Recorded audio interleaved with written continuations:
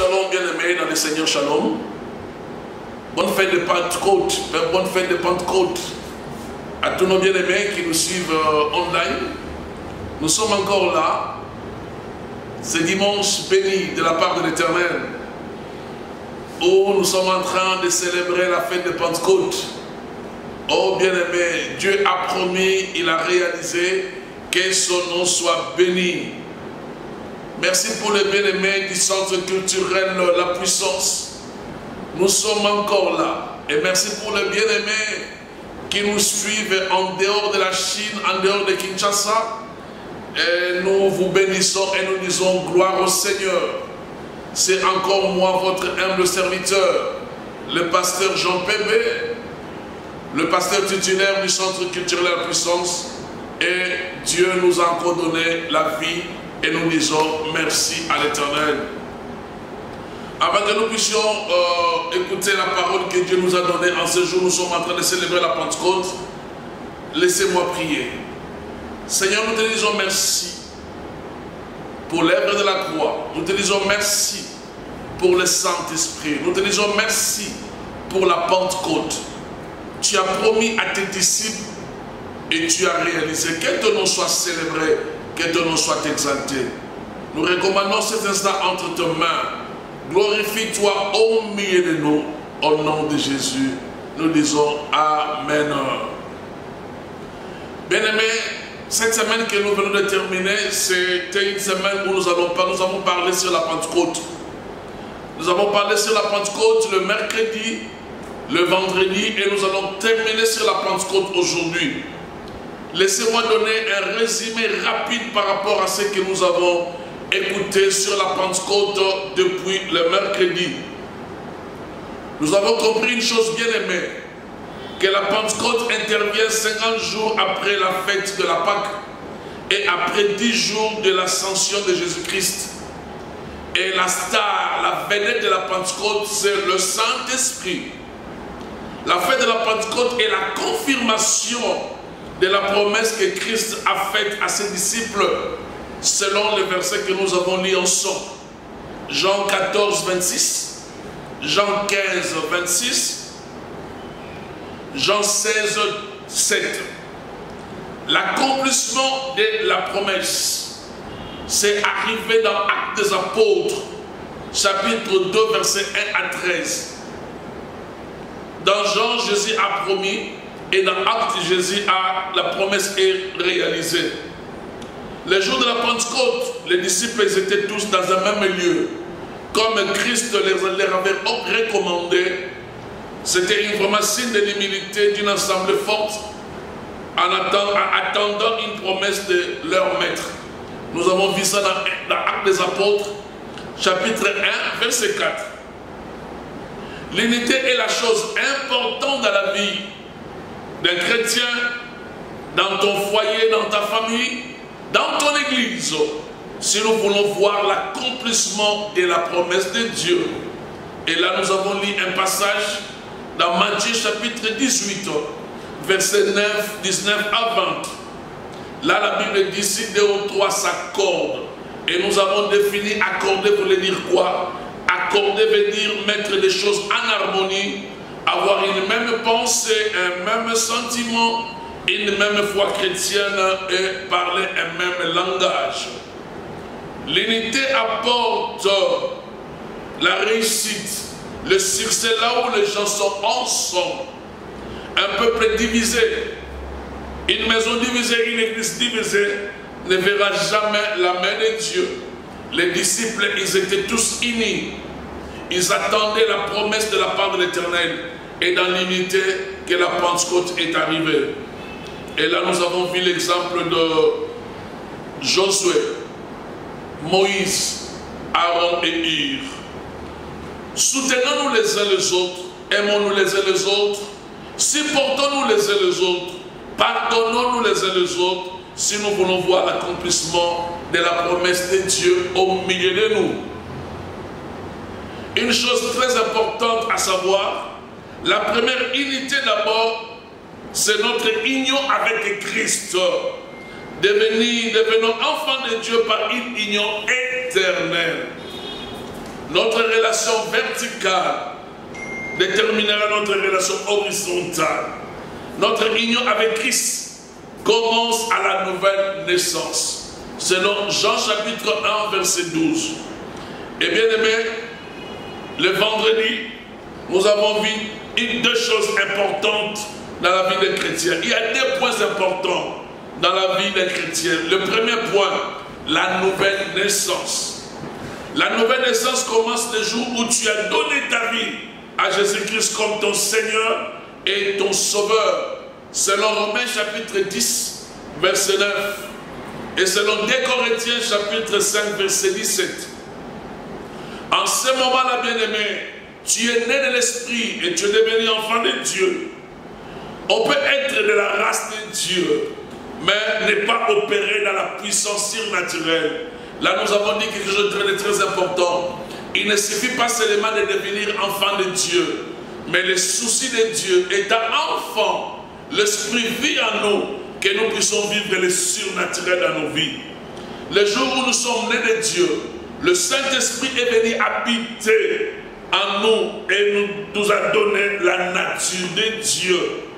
Mais la Pentecôte, bien-aimé, nous est donnée pour que nous puissions pas seulement être enfants de Dieu, mais vivre une vie remplie de la puissance surnaturelle de Dieu.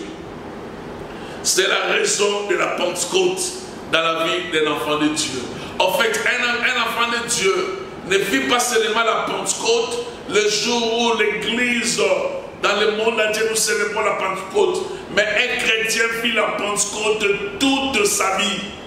Tous les jours de sa vie, il vit la Pentecôte, il vit la plénitude du Saint-Esprit et il vit la manifestation du Saint-Esprit. Et bien aimé, là où nous avons commencé à comprendre pour dire, réfléchir ensemble, qu'est-ce qu'est la Pentecôte? La fois passée, nous avons dit, le vendredi, nous avons dit une chose importante. La Pentecôte, Dieu nous investit d'une autorité, d'une puissance surnaturelle par le Saint-Esprit. Actes des Apôtres, chapitre 1, verset 8. Deuxième point, bien-aimé, la Pentecôte, c'est le bâton de commandement que Jésus-Christ confie à son Église sous le mandat du Saint-Esprit pour dominer.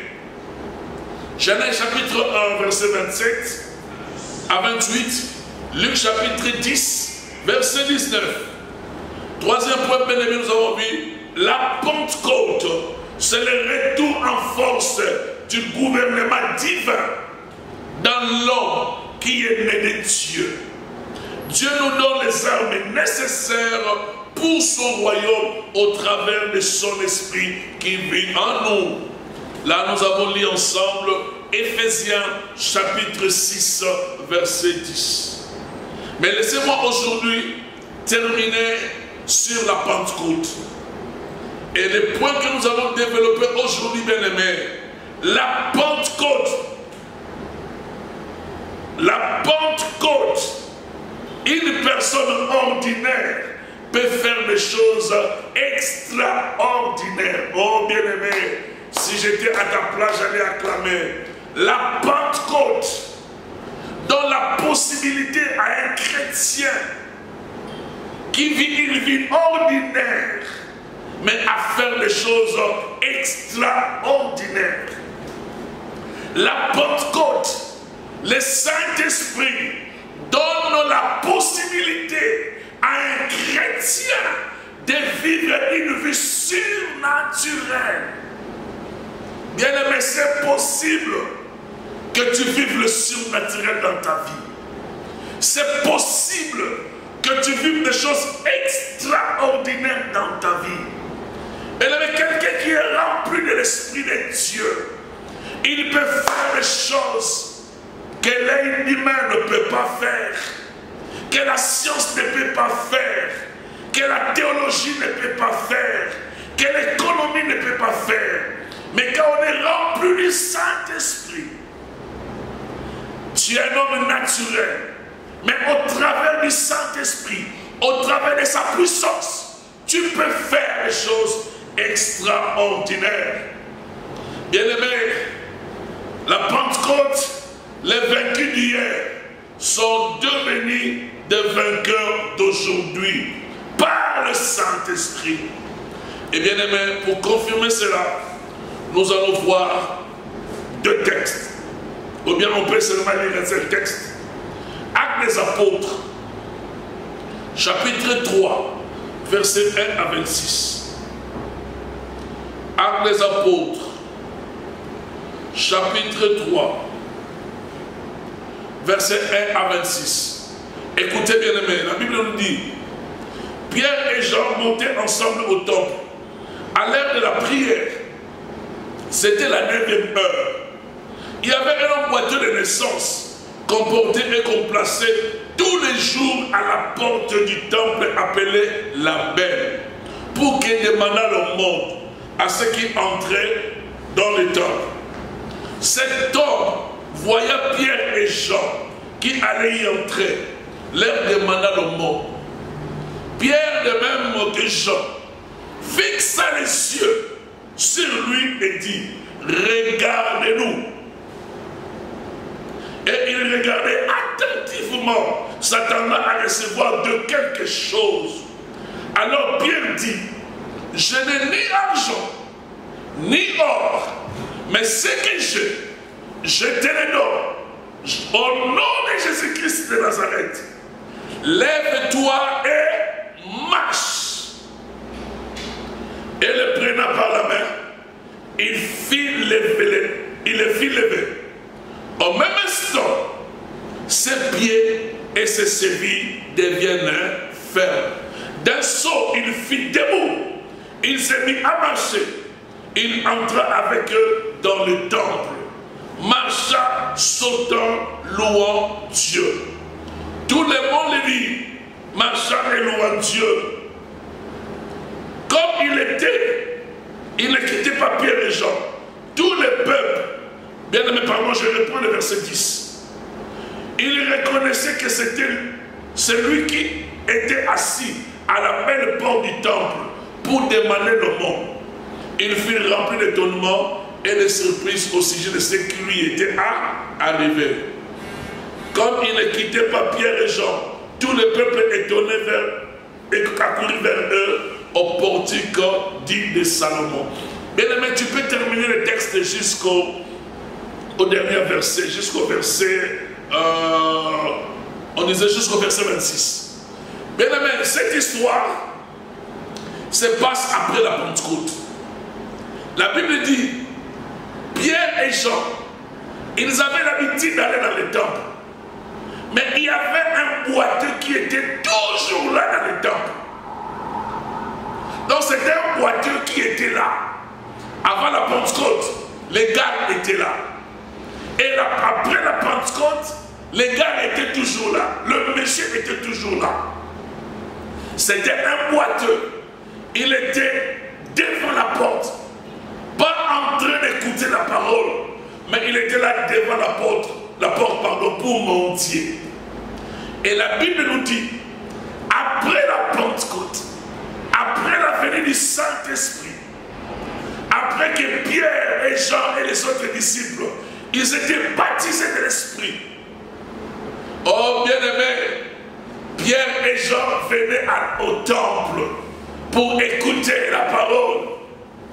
Mais la Bible nous dit, quand Pierre et Jean, ils ont regardé les gars, et Pierre a dit à ces mendiants, regardez-nous. Bien-aimés, les boiteux étaient toujours là dans le temple. Avant la Pentecôte, Pierre et Jean, ils entraient dans le temple. Mais ce jour-là, c'était différent. C'était un Pierre différent. C'était un Jean différent. Pierre dit à ces messieurs, regardez-nous. La Bible dit, le monsieur, il a regardé attentivement Pierre et Jean, croyant qu'ils allaient recevoir de l'argent. Oh bien-aimé, Pierre regarde les mendiants. Pierre regarde les boiteux. Il dit aux boiteux, nous n'avons ni argent, ni or, mais ce que nous avons, my God, de Nazareth, lève-toi et marche. En d'autres termes, Pierre pouvait dire, nous n'avons ni argent, mais nous n'avons ni or. Mais à cause de la Pentecôte, mais parce que la Pentecôte est arrivée, parce que nous sommes remplis de l'Esprit, au nom de Jésus, lève-toi et marche. Et la Bible dit, le gars s'est levé, il a marché. Et bien aimé, c'est ça le résultat de la Pentecôte. Le Saint-Esprit en nous, les faibles d'hier deviennent forts aujourd'hui. Les rejetés d'hier deviennent puissants aujourd'hui. Et la Bible nous dit, quand les gens, ils ont vu les boiteux marcher, ils ont compris, mais ce gars, il est toujours à la porte. Qu'est-ce qui est arrivé dans la vie de cette personne? Mais comme les boiteux ne quittaient pas Pierre et Jean, les gens ont compris que c'était Pierre et Jean qui ont prié pour eux. Et en ce moment-là, bien aimé, Pierre a profité de cette occasion pour parler de Jésus, pour prêcher l'évangile. Bien aimé, les mêmes Pierre, avant la Pentecôte, il a nié Jésus. Devant une femme, il a eu peur. Une femme lui regarde, il dit, toi, tu ressembles à ce Jésus. Pierre dit, non, c'est pas moi. La Bible dit, Pierre a renié Jésus 3 fois. Mais après la Pentecôte, les mêmes Pierre qui avaient peur, le même Pierre qui s'est levé, pas seulement il a guéri les boiteux, mais il a prêché l'évangile avec puissance, avec autorité, avec détermination. Tout cela parce que le Saint-Esprit était déjà avec eux et que la puissance et l'onction du Saint-Esprit étaient avec eux. Bien-aimés, la Pentecôte te donne la puissance d'être un homme surnaturel. Chrétien, tu n'es pas n'importe qui. Chrétien, tu n'es pas n'importe qui. Avec le Saint-Esprit qui vit à nous, tu peux faire des choses extraordinaires. Avec ta prière chrétienne, toi qui es rempli du Saint-Esprit, tu peux changer un gouvernement. Tu peux te faire déplacer les montagnes. Tu peux guérir les malades. Oh, bien-aimé, avec l'onction du Saint-Esprit, le paralytique peut marcher. L'aveugle voit. La stérile enfante. Le faible devient fort. Le pauvre devient riche. Parce que quand la Pentecôte arrive dans notre vie, c'est l'onction de Dieu. Là, nous opérons dans une dimension surnaturelle.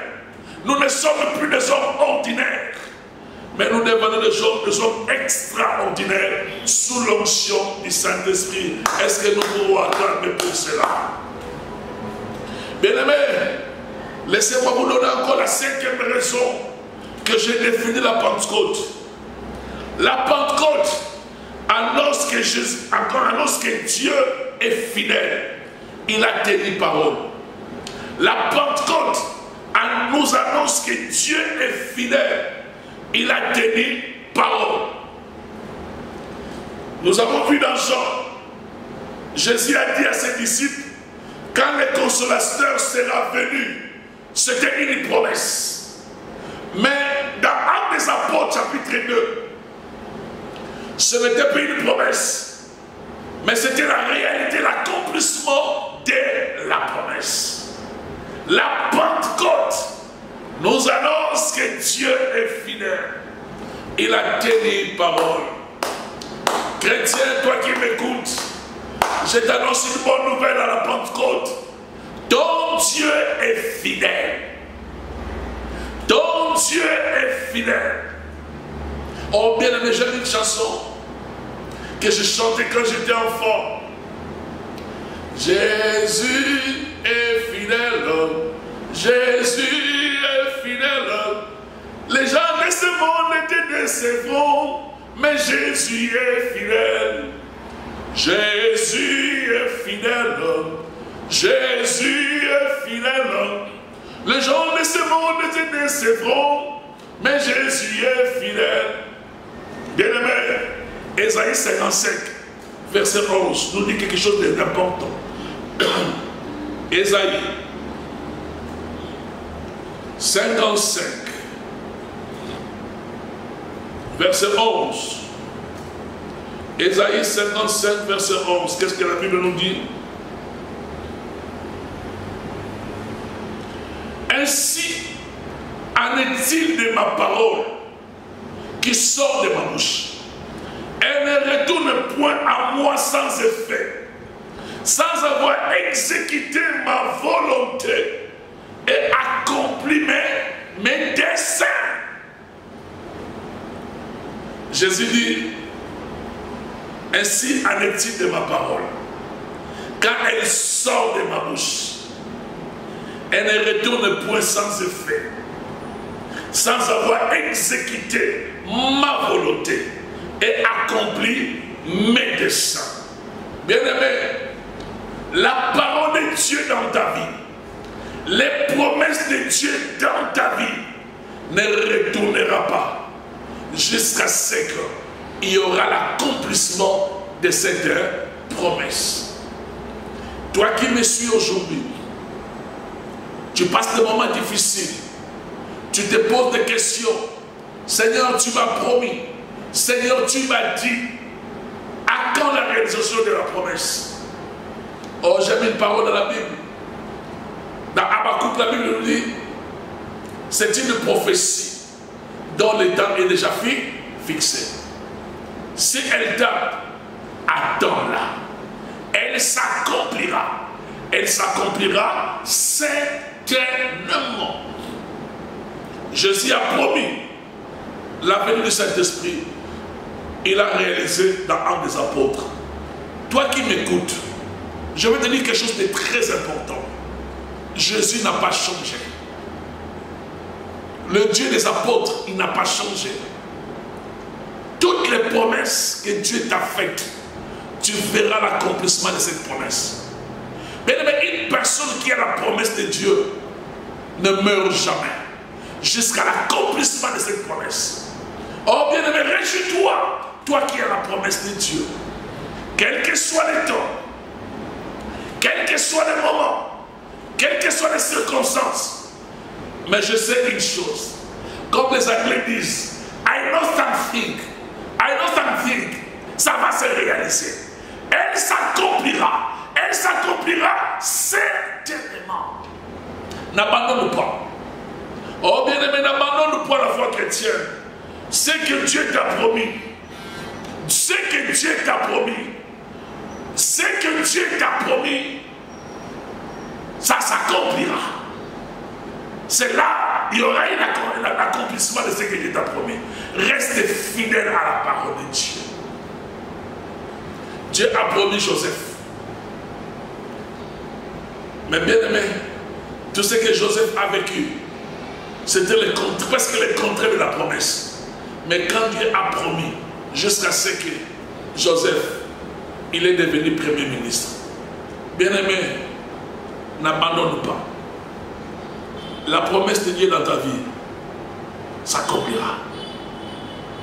Même si aujourd'hui tu ne vois rien, même si aujourd'hui tu vois comme tout est noir dans ta vie, mais c'est que Dieu t'a promis. C'est que Dieu t'a promis. Il fera de son mieux pour que tu vives l'accomplissement de cette promesse avant ta mort. Josué chapitre 21, verset 45. Lisons Josué chapitre 21, verset 45. Qu'est-ce que la Bible nous dit?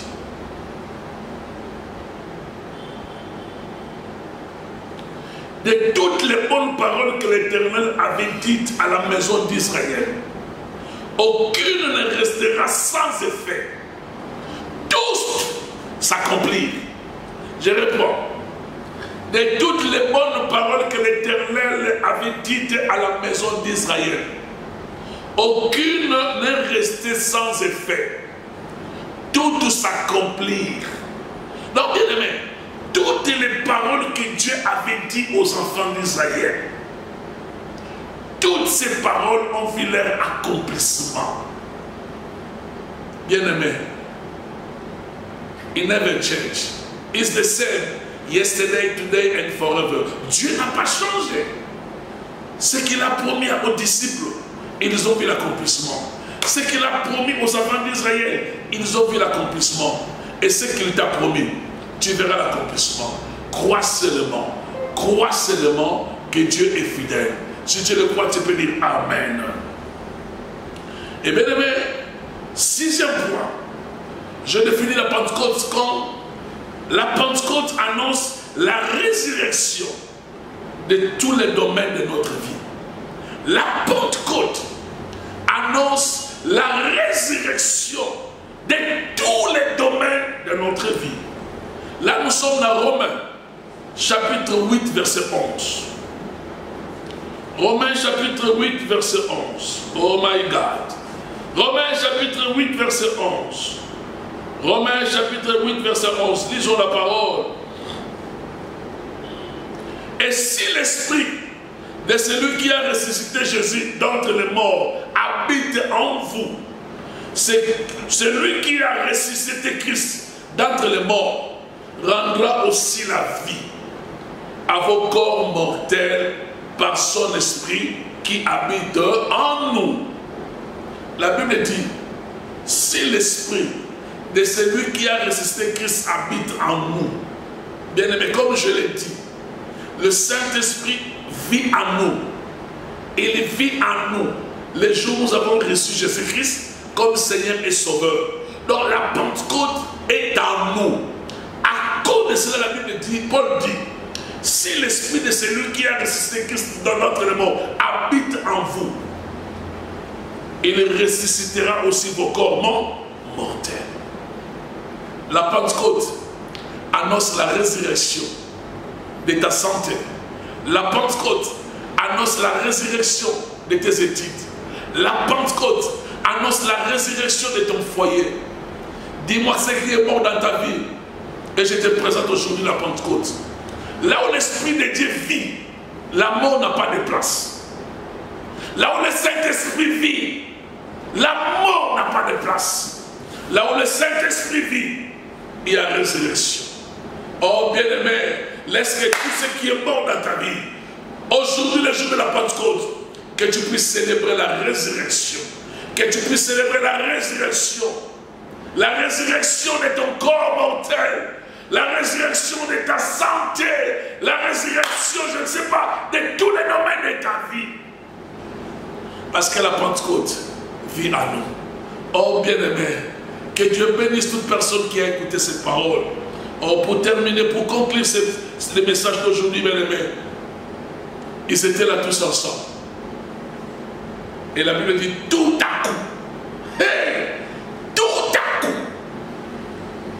Tout à coup veut dire quoi? Donc, quelque chose de tic au tac. Donc, des choses que tu n'espérais pas s'arriver. Et je dis à quelqu'un, à cause de la Pentecôte, le tout à coup est possible dans ta vie. Laisse que la semaine que nous commençons, que tu vives le tout à coup avec Dieu. Bien aimé, laisse que la semaine que nous commençons, que tu vives des miracles, des surprises, des choses inattendues dans ta vie. Des choses que tu n'as pas espérées, mais qui est tout à coup dans ta vie. Que Dieu puisse te surprendre, que Dieu puisse te consoler, que Dieu puisse faire de grandes choses dans ta vie. À cause de la Pentecôte. J'aime le Saint-Esprit. Comme je l'ai dit au début, la Pentecôte pour toi, chrétien, ce n'est pas seulement aujourd'hui le 31 mai, mais la Pentecôte pour les chrétiens, c'est toute la vie. C'est toute la vie des chrétiens que le Saint-Esprit agit, que sa puissance opère, que sa puissance surnaturelle opère en nous. Oh bien-aimés, et nous avons vu le signe de la Pentecôte avec les disciples. Ils étaient tous baptisés du Saint. Et bien-aimés, le fruit de la Pentecôte, Je vais terminer pour te dire une chose. Le fruit de la Pentecôte, le fruit de la Pentecôte, c'est la capacité de marcher selon l'Esprit, de dominer sur le péché et de dominer sur le monde. Bien-aimé, c'était ça le message que Dieu m'a donné pour son peuple. La Pentecôte est vie surnaturelle. Laisse que tu opères dans le domaine surnaturel. Laisse que tu ne vives pas comme les autres, mais tu vives une vie différente, une vie surnaturelle. Mais quelqu'un qui est rempli de l'Esprit de Dieu, il entre dans un bus. Quand un sorcier le voit, le sorcier peut quitter rapidement le bus. Quand il est dans un endroit, au travers de son passage, au travers de son ombre, l'aveugle peut voir, le paralytique peut marcher. Parce que nous ne sommes pas des hommes ordinaires. Nous sommes des gens surnaturels, où il y a l'onction de Dieu, où il y a la puissance de Dieu, où il y a la plénitude de Dieu en nous. Je prie, bien-aimé, pour que tu opères dans le domaine surnaturel à cause de cette vie de la Pentecôte avec Dieu. Prions le Seigneur. Nous te sommes infiniment reconnaissants, Père, pour ta parole qui nous a fait beaucoup de bien. Cette semaine, nous avons célébré Pentecôte, la venue et la manifestation du Saint-Esprit en nous. Oh, depuis le jour où nous avons donné ta vie, notre vie à toi, Seigneur, le Saint-Esprit est venu habiter en nous. Mais Dieu bien-aimé, Seigneur Jésus, laisse que tu nous aides chaque jour de nos vies à vivre cette vie surnaturelle et que l'onction du Saint-Esprit et que la plénitude du Saint-Esprit soit notre partage et que nous puissions marcher sous l'onction et sous la direction du Saint-Esprit. Laisse que ton nom soit béni, que ton nom soit glorifié au nom de Jésus. Peuple de Dieu, soyez bénis. On se retrouve la semaine prochaine, mais à mercredi. God bless you.